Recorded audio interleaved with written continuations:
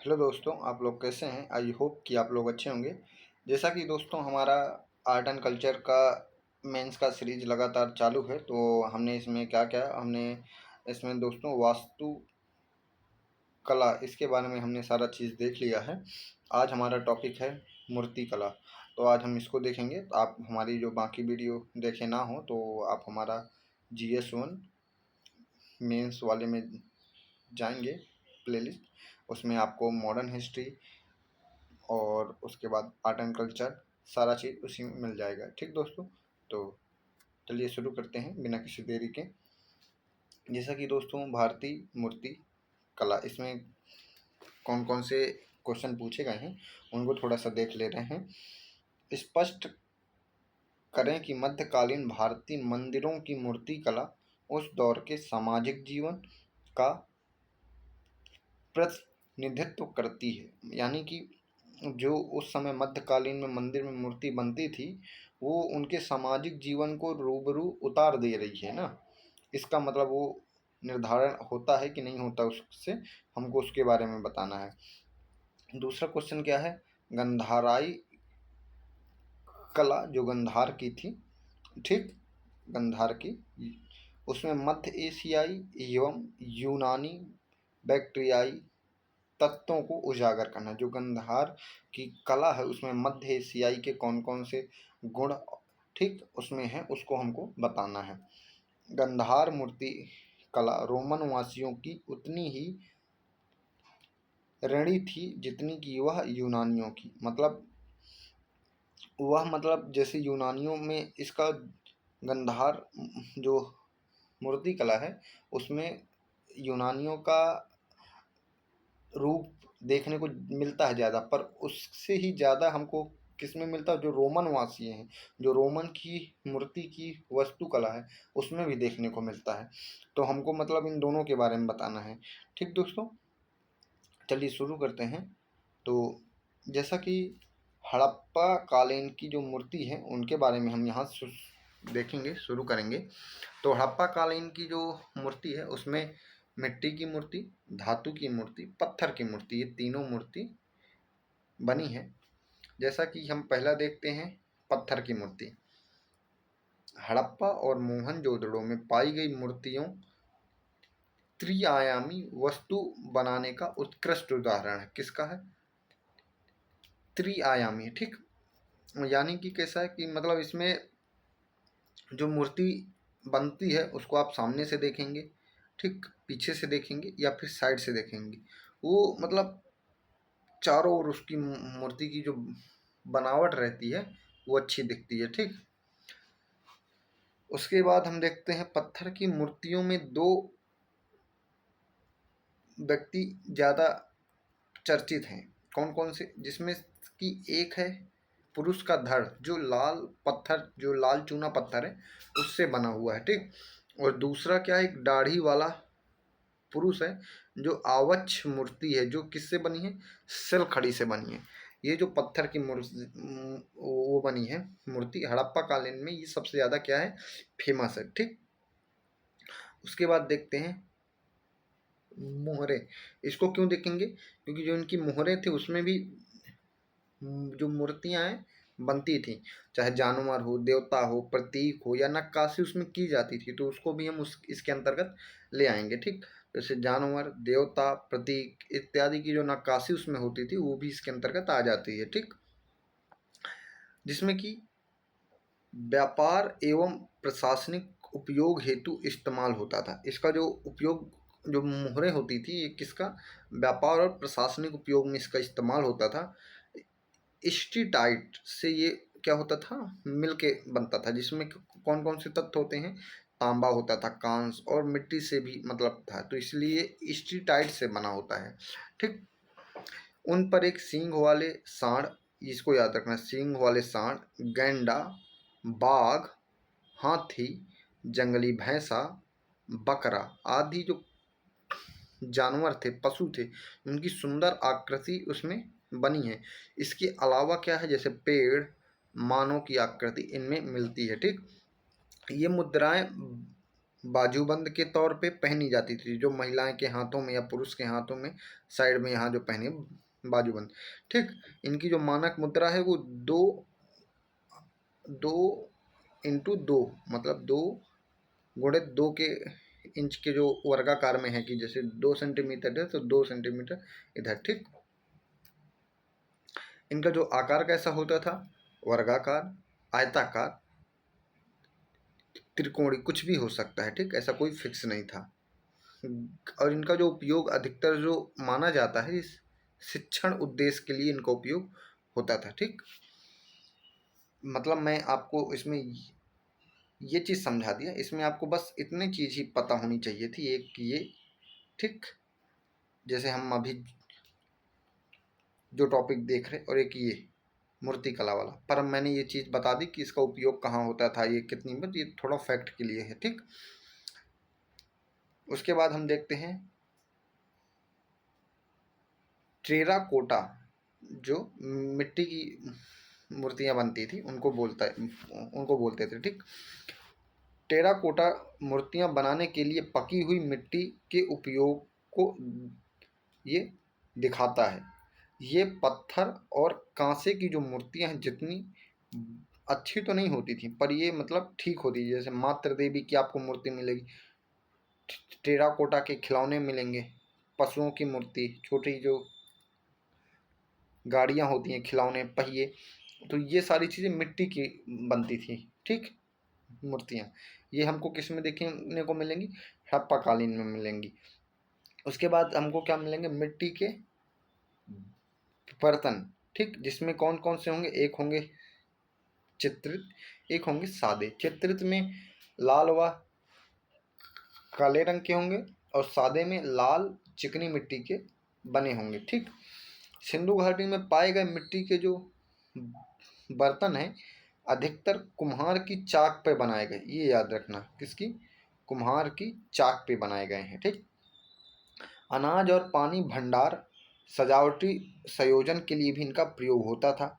जो हम मिट्टी के बर्तन देखेंगे वो अनाज भरने के लिए तो होता ही था, पानी के लिए भी होता था, पर सजावटी जो सामान है ना, उनमें भी इनका प्रयोग होता था। ठीक, और छिद्रित, जो ये छिद्रित लिखा है, ठीक, ऐसे छिद्रित, जो मिट्टी के बर्तन थे, वो जो पेय पदार्थ होते हैं ना, उनको छानने के लिए, जो हमारे यहाँ छन्नी होती है आज के समय में, ये उस समय में हड़प्पा कालीन में होते थे। ठीक,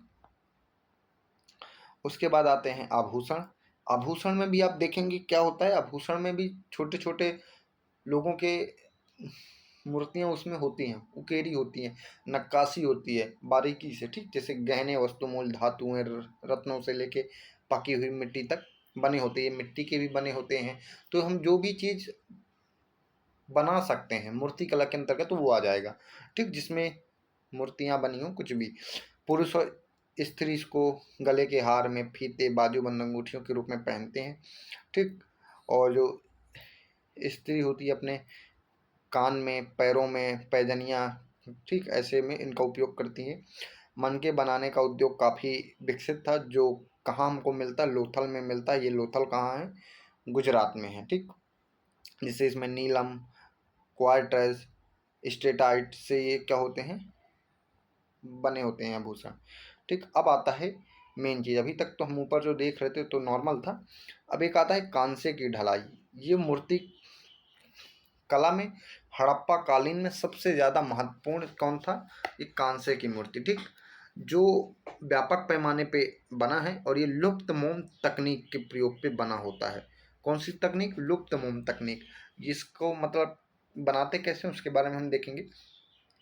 इस तकनीक के अंतर्गत सर्वप्रथम मोम की एक प्रतिमा या मूर्ति बना ली जाती है। हम प्रतिमा, एक मूर्ति या फिर मोम की बना लेंगे, इसे चिकनी मिट्टी से पूरी ओर से लीप कर सूखने के लिए छोड़ दिया जाएगा। ठीक, जब वह सूख जाती है पूरी ओर से, तब उसको हम नीचे से क्या करेंगे, हीट करेंगे। ठीक, जिससे मिट्टी का जो आवरण होगा उसमें एक छेद बनाएंगे। जैसे हम इसमें देखते हैं, एक ये पहले मोम की हम बनाए मूर्ति। ठीक, अब इसके चारों ओर हम मिट्टी का लेप कर देंगे। ठीक, यहाँ बीच से एक छेद रहेगा। जब ये पूरा अच्छी ओर से सूख जाएगा तो हम नीचे से आग लगाएंगे, थोड़ा हीट करेंगे, तो जितनी मोम है वो गीली होके एक रास्ता की ओर से आ जाएगी, कहाँ, बाहर आ जाएगी। तो हम ये देखें तो उस जिसके बाद चिकनी मिट्टी के खाली होने से सांचे में पूरी तरह से छेद से आ जाती है बाहर। अब जो छेद से आ जाएगी बाहर, तो हम इसमें क्या करेंगे, अब एक धातु लेंगे, कोई भी धातु, कांच तांबा कुछ भी, धातु को जो एकदम लिक्विड करके पिघला कर इसके अंदर डाल देंगे। तो अब ये मोम आ गई बाहर, अब ये इसमें जाएगा क्या, धातु जाएगा। फिर जब धातु पूरी तरह से ठंडा हो जाएगा, सूख जाएगा, तो मिट्टी का ये आवरण हटा देंगे, तो ये हमको कांसे की मूर्ति बन जाएगी। ठीक, ये है पूरे कांसे की जो होती है ढलाई, जिसमें कि उदाहरण में मोहन जोदड़ो की एक कांसे की डांसर है, उसके बारे में मिलता है। मनुष्य और जानवर दोनों की इसमें मूर्तियां मिलती हैं। जैसे कालीबंगा से क्या मिला, कांसे का एक बैल, ठीक, वो मिला है हमको। उसके बाद देखते हैं मौर्य कालीन में जो मूर्ति कला है उसके बारे में। इस युग में मूर्तियों का उस समय के सांस्कृतिक और धार्मिक विकास की जानकारी देती है। जो मतलब मौर्य कालीन में मूर्ति है वो उस समय की सांस्कृतिक और धार्मिक विकास की हमको क्या देती है, जानकारी देती है। जिसमें कि विशेषताएं हैं कि एक अशोक का सिंह स्तंभ था, ठीक, जो कहाँ मिला है, सारनाथ में मिला है। ये मूर्ति कला का एक उदाहरण है। और अभी वर्तमान में हमारा ये क्या, राष्ट्रीय प्रतीक ये हमारा भी है। और साथ में जब मौर्य कालीन में अशोक के समय में भी इसको एक राष्ट्रीय प्रतीक के तौर पे देखा जाता था। गोलाकार बेदी पर दहाड़ते हुए चार क्या सिंह हैं, और बेदी के नीचे जो यहाँ बेदी रहेगी, यहाँ शेर रहेगा, उसके नीचे ये ऐसे गोलाकार में घोड़ा, सांड और हिरन देखने को मिलेगा। धम्म चक्र प्रवर्तन का ये क्या है, मानक एक प्रतीक है, जो हमको किसके बारे में बताता है, बुद्ध के बारे में जानकारी देता है। ठीक, उसके बाद मौर्य कालीन में एक तो मिल गया हमें अशोक का सिंह, फिर दूसरा क्या मिला है जो हमारा यक्षिणी की मूर्ति, ये कहाँ मिला है, दीदारगंज में। ठीक, ये किससे बना है, बलुआ पत्थर की जो मूर्ति है वो ये उससे बना है, यक्षिणी की मूर्ति है। ये कहाँ मिला, दीदारगंज। ये कहाँ की है, ये मौर्य कालीन की है। और फिर हमको क्या मिला है कि यक्ष और यक्षिणी है, उनकी भी मूर्तियां मिली हैं। ये सभी धर्मों में मिली हैं, जैसे जैन, हिंदू, बौद्ध, ये सब में इनकी पूजा होती थी। ठीक, इनका जो पुराना उल्लेख हमको कहाँ मिला है, शिल्पादिकारम में मिलता है। ये विशाल जो प्रतिमाएं किसमें है, खड़ी स्थिति में है। ठीक, मतलब सब खड़ी हैं। सतह कैसी है, पॉलिश की हुई है, ठीक, चिकनी है। तो हमको क्या क्या मिला है, अशोक का सिंह, यक्षिणी की मूर्ति और यक्ष और यक्षिणी की मूर्ति। ये पहला, ये जो दूसरा है वो कहाँ मिला है, दीदारगंज में। ठीक, मूर्ति कला जो मौर्य कालीन में है, इसमें क्या क्या चीज आते हैं, एक आते हैं स्तंभ, दूसरा आता है सारनाथ का जो स्तंभ आता है, फिर आता है जो जानवर की मूर्ति है। तो हम ये जो है सारनाथ हम इसको देख लिए हैं, अगली वीडियो में तो हम इसमें नहीं देखेंगे, पर इसके बारे में थोड़ा सा बस जान लेते हैं, बस हो गया। ठीक, एक मिनट दोस्तों। शिलालेखांकित ये प्रशासनिक और जो प्रचार प्रसार के उपयोग में हम किसका उपयोग करते थे, ये जो शिलालेख स्तंभों का। मौर्यकालीन मूर्तिकला पे ईरान और यूनान की जो कला है उसका क्या दिखता है हमको, उसमें उनकी जो कला है उनमें इनका इम्पैक्ट देखने को मिलता है। ठीक, जो इनके विषय थे वो जानवर, पक्षी, ठीक, ये सारे चीज़ें थे। दूसरा है खिलौने, फिर तीसरा है मानव, अर्थात जो गैर धार्मिक चीज़ें हैं उनका हमको इसमें विषय देखने को मिलता है। मूर्तियों का निर्माण चिप कवा, चिप कवा ऐसे, ठीक, ये थोड़ा सा मतलब शायद आपको समझ में ना आए, चिप कवा ये अलग है। ठीक, वाह, ठीक, ये इस विधि का इसमें इस्तेमाल होता था। ठीक, तो दोस्तों ये जो हमने मूर्ति कला में देखी, तो सारनाथ हमने देख लिया था, पशुओं की मूर्ति के बारे में आप ध्यान देंगे। और स्तंभ क्या होते हैं, प्रशासनिक जो प्रचार प्रसार के लिए उपयोग होता था। ये हमको किस में मिला है, मौर्य कालीन में मिला है। अब आते हैं मौर्योत्तर काल। इस अवधि में मूर्तिकला की तीन प्रमुख शैलियों का विकास हुआ है। गांधार, मथुरा और अमरावती, ये मेन है। ठीक, ये तीनों हम इनके बारे में देखेंगे। ऊपर का आपको याद भी ना रहे तो आप चलेगा, पर इनको आपके बारे में एक एक चीज आपको याद होनी चाहिए। जैसा कि पहला देखते हैं गंधार कला, गंधार शैली। ये नीले धूसर जो बलुआ पत्थर होता है उनका इसमें उपयोग किया जाता है। ठीक, ये ग्रीक और इंडियन शैली भी इसको बोलते हैं। ये जो ग्रीक की शैली है और साथ में इंडियन शैली, दोनों का आपस में मिक्सर भी बोलते हैं। ठीक, इस मूर्ति कला की जो शैली है उसको किस शासकों द्वारा संरक्षण प्राप्त था? कुषाण शासकों द्वारा। ठीक, किसके द्वारा? कुषाण शासकों के द्वारा। ठीक, इसमें ग्रीक, रोमन, फारसी का इम्पैक्ट देखने को मिलता है। ठीक, बौद्ध धर्म से संबंधित जो मूर्तियां हैं इसमें सबसे ज़्यादा बनी गई हैं। किसमें? गांधार जो हमारी कला है उसमें बौद्ध धर्म से संबंधित जो मूर्तियां सबसे ज़्यादा बनी हैं। ठीक, भगवान बुद्ध की सर्वाधिक जो मूर्तियां हैं इसी शैली में बनाई गई हैं। ठीक, बुद्ध और बोधिसत्वों की मूर्तियों ग्रीक और रोमन देवताओं पे आधारित है। किस पे? जो इसमें बनी है वो ग्रीक और रोमन देवताओं पे आधारित है, जो अपोलो की मूर्ति से मिलती जुलती है। किससे? अपोलो की जो मूर्ति है। ठीक, मूर्ति की शारीरिक संरचना पे विशेष जो है बल देखा जा सकता है। बुद्ध की ज्यादातर जो इसमें मूर्तियां बनी हुई हैं वो कैसी? खड़ी अवस्था में है। ठीक, यह यथार्थवादी एवं भौतिकवादी मूर्ति जो कला है वो इसमें दिखती है। ठीक, मतलब जो यथार्थ है और जो भौतिकवादी, इसमें दोनों की मूर्ति कला की शैली देखने को मिलती है। और जो इसमें सबसे ज़्यादा मूर्ति बनी है वो किसकी बनी है? महात्मा बुद्ध की बनी है। और जो ये बुद्ध की मूर्तियाँ बनी हैं वो कैसी बनी है? हमेशा जो अधिकतर जो मूर्ति बनी है ज़्यादातर खड़ी अवस्था में बनी है। और साथ में उनके शारीरिक संरचना पर विशेष क्या देखने को मिलता है? जो बल देखने को मिलता है। साथ में इसमें जो मूर्तियां बनी हैं ग्रीक और रोमन देवताओं पे जो आधारित है, जैसे अपोलो की मूर्ति आप देखे होंगे, उससे क्या है? मिलती जुलती है। ठीक, और साथ में ये ग्रीक, रोमन, फारसी का इसमें इम्पैक्ट देखने को मिलता है, ये तो आप जान ही गए। ठीक, आगे देखते हैं इसका जो केंद्र है, प्रमुख केंद्र कहाँ कहाँ था? ये तक्षशिला जो अभी वर्तमान में कहाँ है? पाकिस्तान में। ठीक, बामियान और भीमरान, यहाँ इनके प्रमुख केंद्र हैं। आधुनिक पेशावर और अफगानिस्तान के निकट पंजाब के पश्चिमी जो सीमाओं में संलग्न जो हिस्से थे अभी उनका केंद्र है। ठीक, जहाँ बामियान, भीमरान, ये सारा चीज़ देखने को मिलता है। ऐसे जो क्षेत्र हैं, इस शैली में पश्चिमी वेशभूषा में भारतीय संस्कृति का प्रतिनिधित्व मिल जाता है। मतलब ऐसा है कि इस शैली में जो पश्चिमी वेशभूषा है और भारतीय संस्कृति का आपस में मेलजोल हमको देखने को मिलता है। ठीक, उसके बाद गंधार कला में यूनानी जो दिखाई देते हैं बैक्टीरियाई चीज़ें, तत्व, जिससे हम इसको बोल सकते हैं कि इसमें यूनानी का भी आपस में मिश्रण है। उसमें क्या क्या है?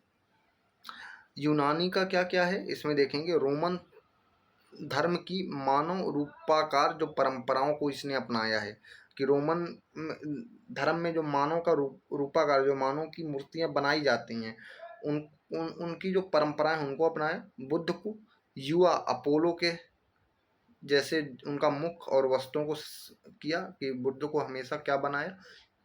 युवा बनाया है। ठीक, घुंघराले बाल जैसे बांधे हुए, चेहरे पे मूछें, लंबे कान, भवों के बीच बिंदी, और शरीर में सूक्ष्म पेशीय जो होता है ना, सूक्ष्म पेशी ऐसी बनावट, उसका इन्होंने गठन किया। ये हमको कहाँ से देखने को मिलती है? गंधार कला में यूनानियों की ये देन है। ठीक, फिर उसके बाद अगला क्या है? मुख की भांति सॉरी, मुंह में क्या है? शांति। मुख में जो स्पष्ट रूपरेखा, चिकनी सतह, अभिव्यंजक जो छवियां होती हैं, तो ऐसी चीजें हमको किससे देखने को मिलती है? यूनानी से देखने को मिलती है। ठीक, उसके बाद आता है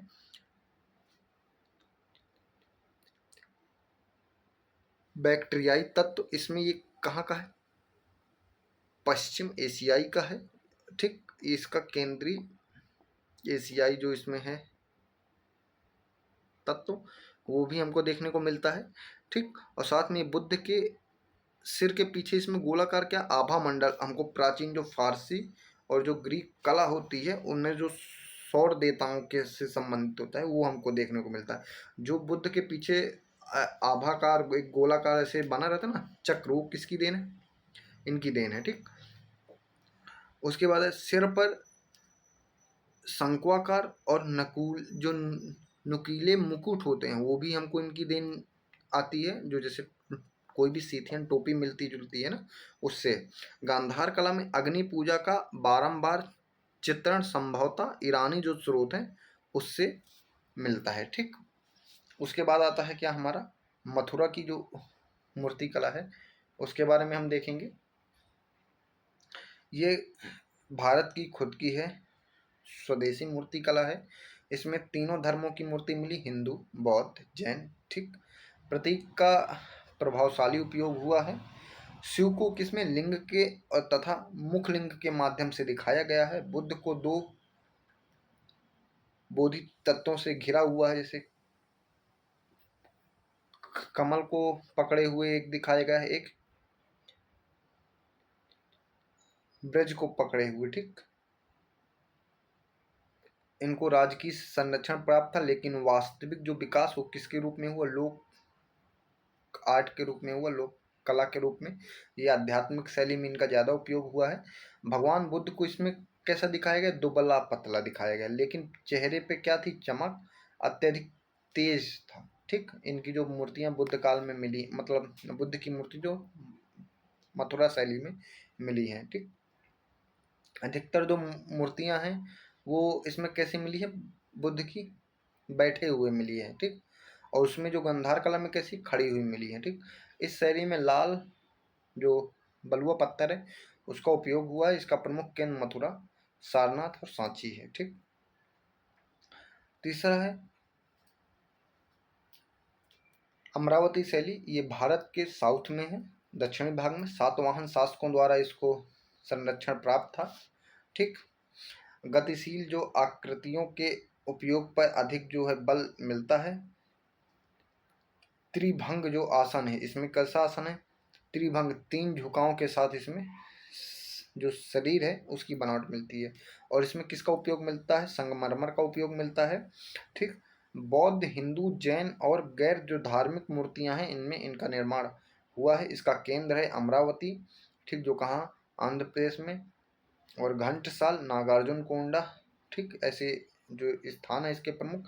स्वदेशी शैली में ये विकसित हुई है। बुद्ध की व्यक्तिगत जो विशेषताओं पे इसमें वो दिया गया है, ध्यान दिया जो व्यक्तिगत उनकी विशेषता, परंतु जो बौद्ध की मूर्तियां हैं ने उनके जीवन और जातक की कथाओं की कहानियां इस कला के धार्मिक पक्ष को क्या करती हैं? व्यक्त करती हैं। धार्मिक तत्वों के समावेशन के साथ साथ लोकाभिमुख जो है तत्व वो भी स्पष्ट रूप से दिखाई देते हैं इसमें।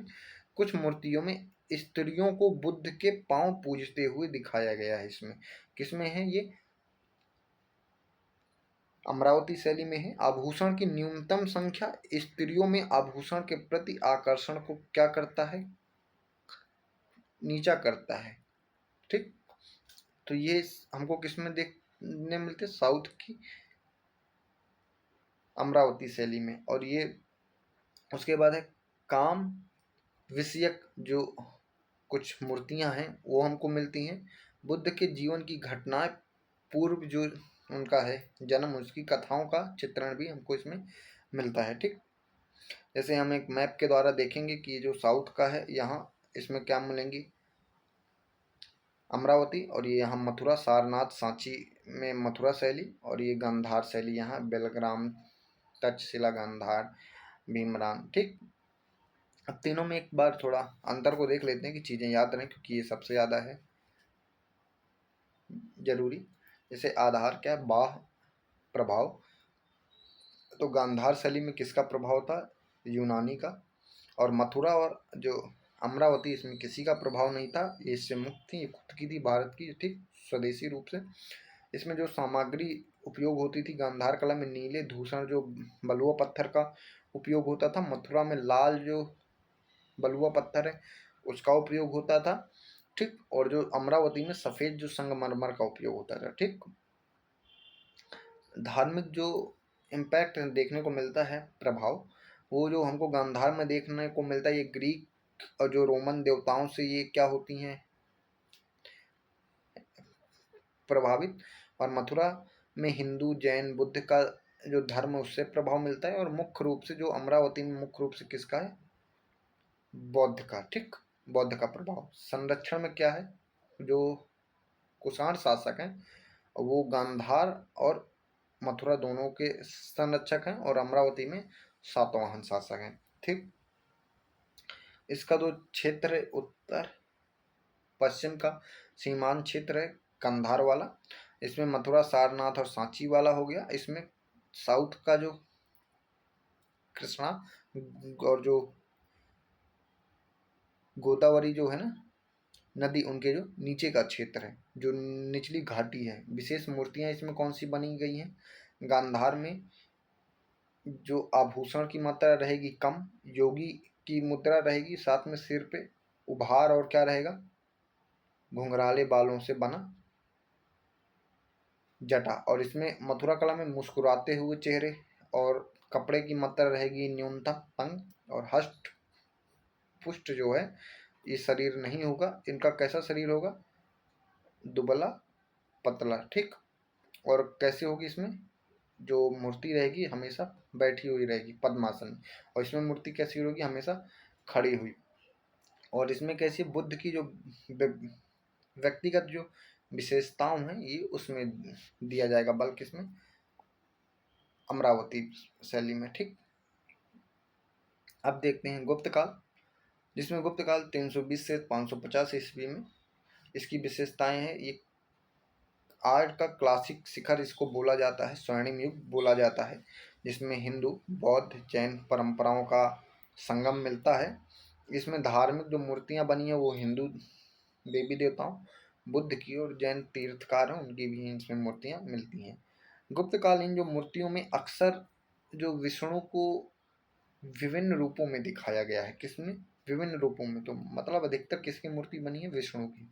शिव की भी मूर्ति बनी है, पर कौन सा रूप, नटराज रूप हमको कहाँ देखने को मिलेगा, गुप्त काल में ही देखने को मिलेगा। अर्धनारीश्वर की मूर्ति का निर्माण कहाँ होगा, ये भी गुप्त काल में होगा। मतलब एक तरफ शिव एक तरफ पार्वती, या फिर एक तरफ मतलब पुरुष एक तरफ महिला, जो ऐसी बनती है अर्धनारीश्वर की मूर्ति, ठीक। जो नदियों की मूर्ति रूप में जो पूजा का आरंभ होता है वो कहाँ होता है, ये भी गुप्त काल में होता है। जैसे यमुना गंगा को गेट के द्वार पे रख के उनकी मूर्ति की जाती है, ठीक, मंदिरों में। सारनाथ के आसपास जो मूर्ति कला की एक नई शैली देखने को मिलती है, ये भी हमको गुप्त काल की है देन। जैसे क्रीम रंग के जो बलुआ पत्थर होते हैं उसमें मिलती है, धातु का प्रयोग होता है। मूर्तियाँ विशुद्ध रूप से जो है वस्त्र पहनी हुई होती हैं, किसी प्रकार की नागन्यता नहीं होती मूर्तियों में, ठीक। जैसे सुल्तानगंज की में बुद्ध की मूर्ति पाई गई है, ये कहाँ की पाई गई है, गुप्त काल की पाई गई है। और सारनाथ के आसपास की जो मूर्ति कला है उनकी ये विशेषताएं दिखा रही है, ठीक।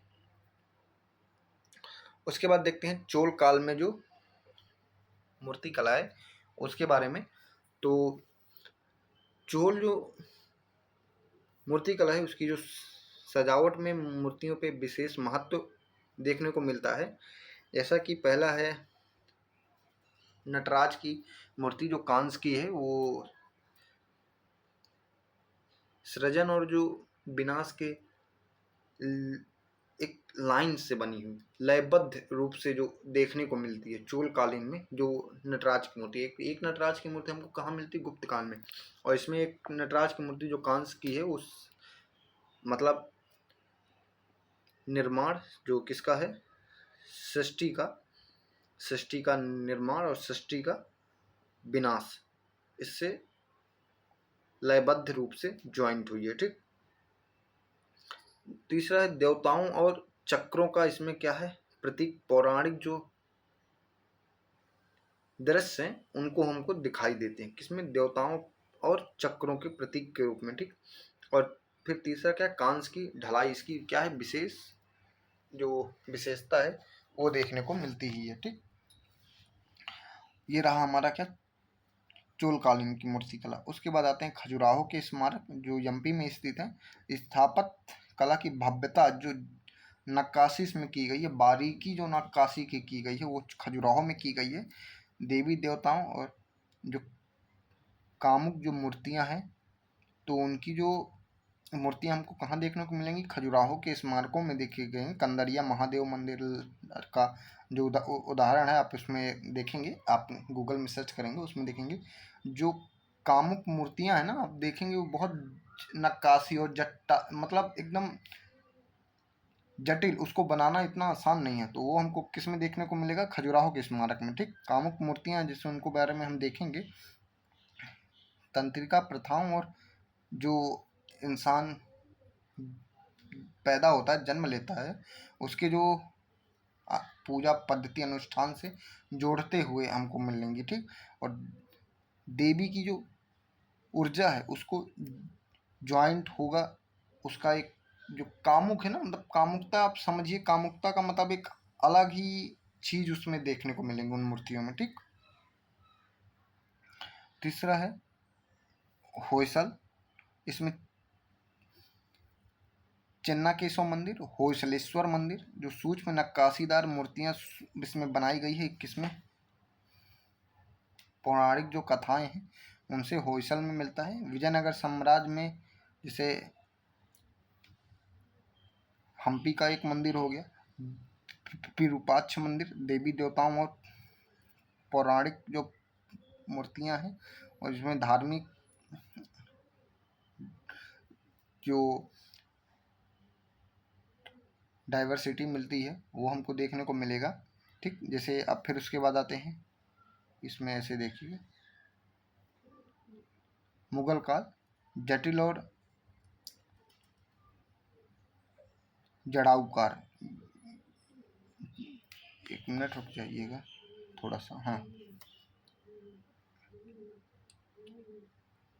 जड़ाऊकार इसका मतलब क्या होगा, ये जो जड़ाऊकार मतलब इससे एक मूर्ति ये है, एक मूर्ति है, इन दोनों को ज्वाइंट हो के जो मूर्तियां बनती हैं उसको बोलते हैं, ठीक।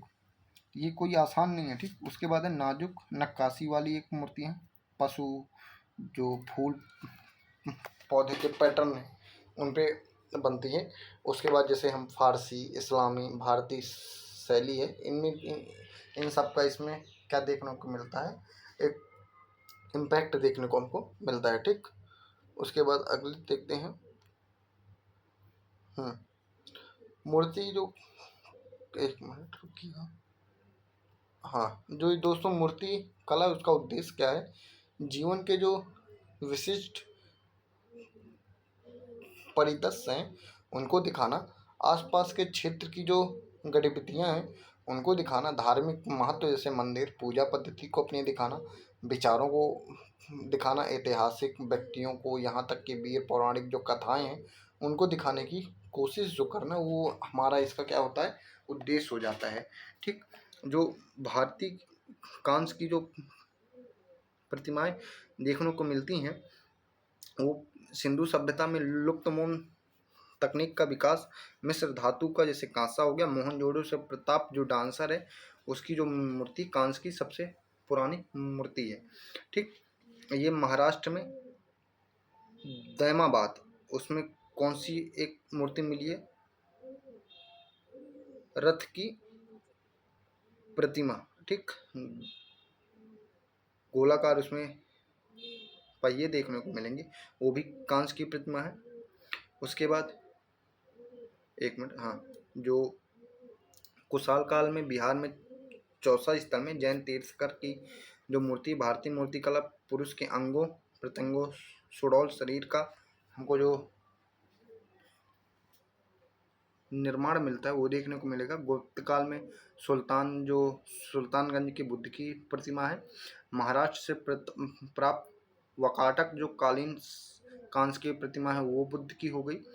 और उसके बाद हो गई कांस की ढलाई की तकनीक और परंपरागत देवी देवताओं की कांस्य की प्रतिमाएं बनाने का जो कार्य है मध्यकाल के दौरान दक्षिण भारत में विकास के उच्च स्तर पे पहुंच गया था। इसमें जो हम ये देखे थे भारतीय कांस्य की प्रतिमा, जैसे इसके बारे में क्वेश्चन आता है तो आप अभी तक कहाँ कहाँ कांस्य की प्रतिमाएं देखें, उनमें क्या क्या चीज़ें हैं उनके बारे में लिखें। जैसे हम सिंधु सभ्यता में देखें लुप्तमोन तपनीक, फिर महाराष्ट्र के दैमाबाद में जो है रथ की प्रतिमा, बिहार के चौसा स्टेशन में कुशाल काल की, इसको दोस्तों कुषाण होगा, ठीक। उसके बाद है गुप्त काल में सुल्तानगंज की जो बुद्ध की प्रतिमा है, महाराष्ट्र प्रताप कौन सी वकाटक कालीन कांस्य की प्रतिमा है, ठीक। ये जो प्रतिमाएं देखने को मिलती हैं, ठीक, ये थी। उसके बाद है अन्य बिंदु में जो हमारा एक क्वेश्चन था मध्यकालीन भारतीय मंदिर और जो मूर्ति है उस समय के सामाजिक जीवन का दिखावा करती हैं कि नहीं, प्रतिनिधित्व, उसके बारे में देखेंगे। जैसे कि पहला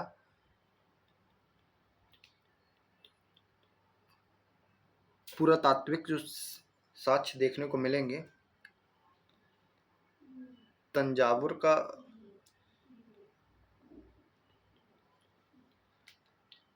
बृहदेश्वर मंदिर है, उसमें राजाओं और जो उनके अंडर काम करते थे कुलीन, उनकी जो मूर्तियों में जो आभूषण थे उनको दिखाया गया है, जबकि जो आम लोग हैं उनकी जो मूर्तियां बनाई उनको कैसे नॉर्मल जो पोशाक है उसमें दिखाया गया है, ठीक। तो ये हमको एक सामाजिक जीवन के बारे में बताता है। दूसरा है स्थापत्य शैली के बारे में, मंदिरों की जो स्थापत्य शैली में क्या है डाइवर्सिटी है, जैसे नागर में अलग, तिब्बत में अलग, इंडो इस्लामिक में अलग, मतलब इसमें भी कैसे कैसे चीज़ें हैं। जैसे फिर एक क्या हो गया वेसर, मतलब एक स्थापत्य शैली नहीं है, अलग अलग प्रकार से स्थापत्य शैली। तो मतलब सामाजिक जीवन के बारे में ये भी बताता है कि कैसे समाज अलग अलग था, तो हमको मंदिर की स्थापत्य कला के बारे में भी अलग अलग मिलते हैं। राजनीतिक जो शक्ति का महत्व ये भी उस समय बताता है, जैसे कर्नाटका में हैलीवुड के में जो शासकों और योद्धाओं की जो मूर्ति बनी गई है, जो नक्काशी की गई है बारीकी जट्टाली, उससे भी राजनीतिक शक्ति का महत्व पता चलता है। जो विभिन्न व्यवसायों का चित्रण है, जैसे कोणार्क के सूर्य मंदिर में कुम्हार, लोहार और जो बुनकर हैं उनके जैसे व्यवसाय के हमको जैसे काम करते हैं उनके जो अहम मूर्तियाँ उनको देखने को मिलती है। फिर आते हैं धार्मिक समन्वय, एलिफेंटा की जो गुफाओं में हिंदू बौद्ध धर्म ये सबसे संबंधित मूर्तियां मिलती है। इससे हमको ये पता है कि धार्मिक जो समन्वय है ये दिखाई पड़ता है। महिलाओं की क्या भूमिका है ये भी हमको मूर्तियों से दिखाई पड़ती है। महिलाओं में जो डांसर, संगीतकार, इनकी जो मूर्तियां हैं, खजुराहों की जो मूर्तियां, उससे हमको पता चलता है। और फिर उसके बाद शिक्षा और जो ज्ञान के संकेत हैं वो भी हमको देखने को मिलते हैं। पशु पक्षी की जो हमको आकृति मूर्तियां मिलती हैं तो उससे पता चलता है कि वनस्पति जीव जंतु को लेके उस समय का समाज कितना ज़्यादा जागरूक था, ठीक। सामाजिक सुधार जो आंदोलन के प्रतीक हैं, जिसे हम्पी का विरूपाक्ष मंदिर, ये भी हमको देखने को मिलता है कि ये सामाजिक सुधार आंदोलन के कैसे एक प्रतीक रूप में काम किया था। तो हमने जो देखा, ये जो क्वेश्चन था हमारा कि मध्यकालीन मंदिरों में मूर्तियों उस समय की सामाजिक जीवन का प्रतिनिधित्व करती कहीं कि नहीं, कि उसके बारे में जो पुरातत्व साक्ष्य उसके बारे में देख लिए। स्थापत्य शैली, राजनीतिक शक्ति का प्रभाव, विभिन्न व्यवसायों का चित्रण, धार्मिक समन्वय, महिलाओं की भूमिका, शिक्षा और ज्ञान, पशुपतियों और जो नेचर है उसके बारे में हमने देखा, ठीक। तो दोस्तों ये हमारा आज मूर्तिकला कंप्लीट, कल हम देखेंगे अपना आर्ट, ठीक। तो चलिए दोस्तों, धन्यवाद। आप लोग को वीडियो कैसी लगी उसके बारे में आप कमेंट करके ज़रूर बताएं। धन्यवाद दोस्तों।